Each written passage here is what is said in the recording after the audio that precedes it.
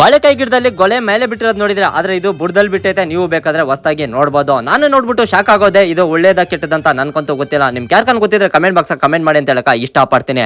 ನೆನೆ ಒಂದು ಲೋಡ್ ನಾಟಿ ಗೊಬ್ಬರ ಕೂಡ ಬಂದಿತ್ತು, ಅದನ್ನ ಇವತ್ತು ಶೆಲ್ ಬೇಕಾಗಿತ್ತು. ಜೊತೆಗೆ ನಮ್ಮ ಪಟ್ಲಿ ಕೂಡ ಇದ್ನು, ಅವ್ರ ಜೊತೆಗೆ ನಿನ್ಸಂದ್ರಿಂದ ಆಳುಗಳು ಕೂಡ ಬಂದಿದ್ರು. 7 ಜನಪ್ಪ ಬಂದಿರೋದಂದ್ರೆ ಕರೆಕ್ಟಾಗಿ ಇವತ್ತು 4 ಜನ ಕೂಡ ಬಂದವ್ರೆ.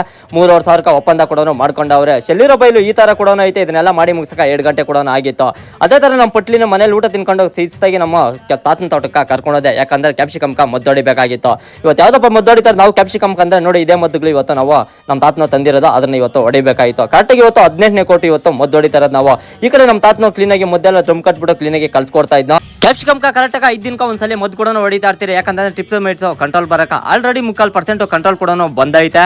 ಕರೆಕ್ಟಾಗಿ ಇದು 200 ಲೀಟರ್ಗೆ ಮದ್ದು ಹೊಡೆಯೋದು 1 ಎಕರೆ ಬೈಲ್ಕ. ನೀವು ನೋಡ್ಬೋದು ಯಾವ ತರ ಬೆಳೆ ಐತೆ ಅಂತ ನೀವು ಅಬ್ಸರ್ವ್ ಮಾಡ್ಬೋದು. ಸೇಮ್ ನಾನು ಈ ಕಡೆ ಮದ್ದು ಕೂಡ ಹೊಡ್ಕೊಂಡ್ ಬರ್ತಾ ಇದ್ದೆ. ಮದ್ದು ಹೊಡೆಯೋದು ದೊಡ್ಡ ವಿಚಾರ ಅಲ್ಲ, ಆದ್ರೆ ಕ್ಲೀನಾಗಿ ಗಿಡಗಳಿಗೆಲ್ಲ ಎಲೆಗಳಿಗೆಲ್ಲ ಕ್ಲೀನಾಗಿ ನೆನೆಸಬೇಕು. ನೆನೆಸಿರೋದು ಯಾವ ತರ ಮದ್ದು ಹೊಡೆದಿದ್ದೀನಿ ಅಂದ್ರೆ ನೀವು ಬೇಕಾದ್ರೆ ಅಬ್ಸರ್ವ್ ಮಾಡಿ ನೋಡಿ. ಸೆಂಟ್ರಲ್ ಕೂಡ ನೆಂದೈತೆ. ಮದ್ದೆಲ್ಲ ಹೊಡೆದು ಮುಗ್ಸಕ ಟೈಮ್ ನೋಡಿದೆ 4 ಗಂಟೆ ಆಗಿತ್ತು. ಮದ್ದು ಪಂಪ್ ನೈತೆ ನಮ್ಮ ತಾತನ ಗಾಡಿಗೆ ಇಕ್ಕಿದೆ. ಇಕ್ಬಿಟ್ಟು ಊರ್ ಬಂದಿಗೆ ಬಂದ್ರೆ ಹಿಂಗಿತ್ತು.